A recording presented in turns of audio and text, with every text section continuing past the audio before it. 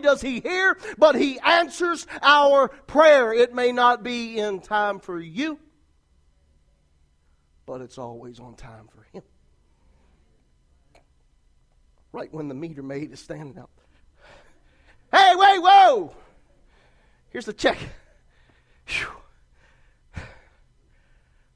Right when the waterman has been on, see, y'all going, how does he know? Right when the waterman is digging in the ground. Hey, whoa, let me get a shower. Let me just get the soap out my eyes.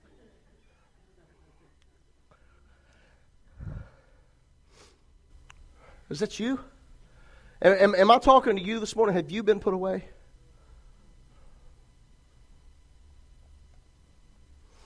Have you been put away?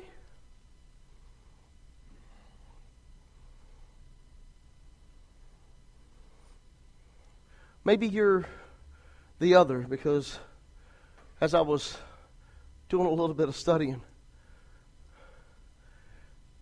God said that this was not just a double portion, but a double deliverance.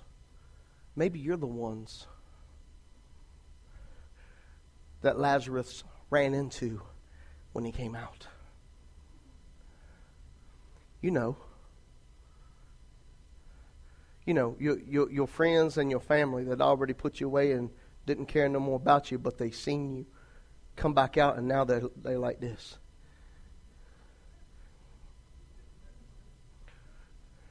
Did you see what he just did?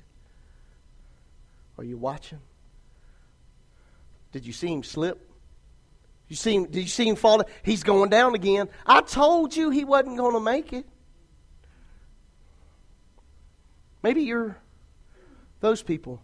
This is how God fixes that deal. God says, take off His clothes. Put away your perceptions. Get rid of your decisions. Loose him. Let him go.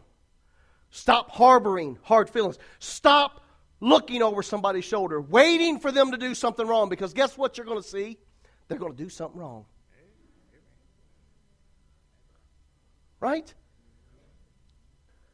Now let me turn it back around, because some of you got relaxed and got your feet out.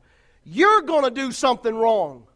You don't want nobody looking at you. You don't want nobody up in your kitchen. You don't want nobody in your dining room reading your mail. You don't want nobody following you down to the alcohol store or to the smoke store or to the drug store.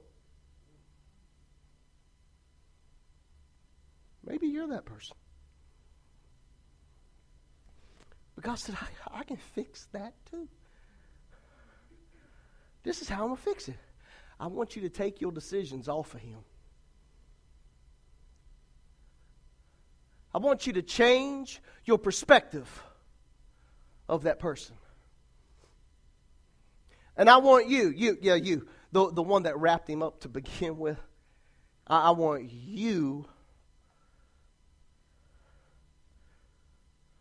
to loose him. I want you to give him a chance.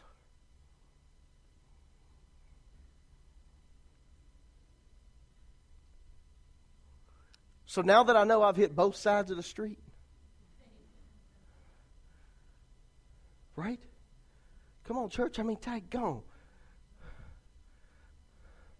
If we don't stop being holier than thou, we are going to fall into a stench of sin called self-righteousness. And your self-righteousness will get you to hell faster than it will ever get you to a relationship with Christ.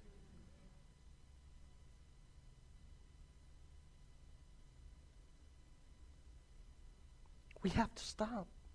There's got to be a time in our life where we say, God, I was one of those people. I buried them. I wrapped them up. I put them away. I put the stone in front. I don't have to see them anymore. I can walk by and it doesn't even bother me now. Or we can be the other one. God, I've kept this bottled up, and I've walked around inside of this dark cave all by myself, lonely, and no one wants to listen. They all have the same perspective, that I'll never be any more than what I am. We've got to stop letting other people, their perspectives, their decisions, their understandings dictate to us who we'll be, and start letting what God said about us so that we can become who God has created us to be. We've got to stop walking around in darkness. We've got to get to a point. We've got to get to a point. When you know you have an issue, get it fixed. And stop going just waiting on the Lord. I'm just waiting. Because guess what? He might be 2 days late.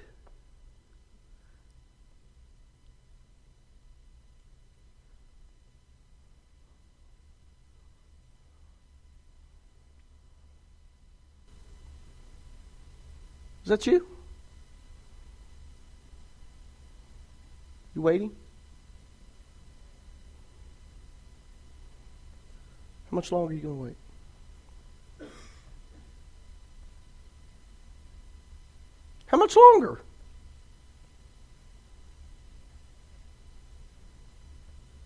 Just hanging out. Just waiting on the Lord.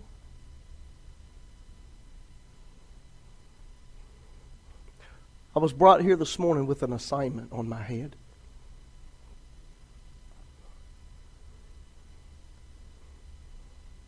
And the assignment was for exposure. Don't worry. God didn't give me no names and people and say bring them up. Just relax a minute.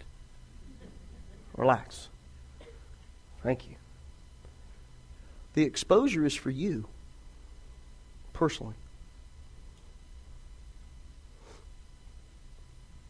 Want to know why you're not going any further than where you're going? Are you holding somebody else up in prison and trying to get ahead of them? Let them go. This is how we let go. This is the religious way of letting go. Oh, I love you.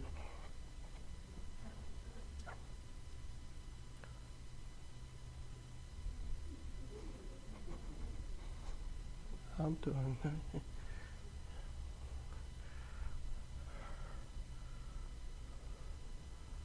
Don't think this didn't smite me. Don't think this thing worked on me. I got it all week before y'all got it. I've had to deal with it 7 and 8 hours a day, 5 days a week. Y'all have only had it for 15 minutes.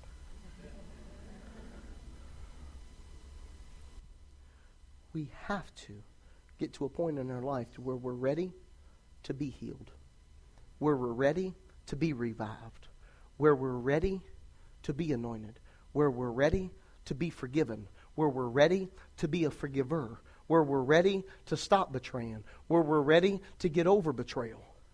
We got to get to that point. So guess what this morning is? Go ahead and look at your morning. I know I told y'all at the beginning, just look at your neighbor now and say, this morning is my morning. This morning's my morning.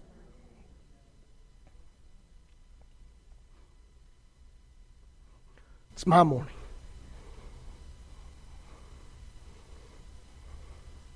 Is it yours? Is that just church talk? Is that churchese? Y'all say, when we go in, pastor says this, you see people, you just go ahead and agree, yes. That's churchese. I don't want you to say what we think you should say. I want you to say the truth.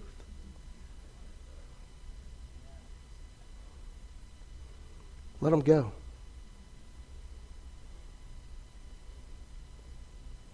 There's a little light at the end of your tunnel too. Are you ready for it? Is that what you want?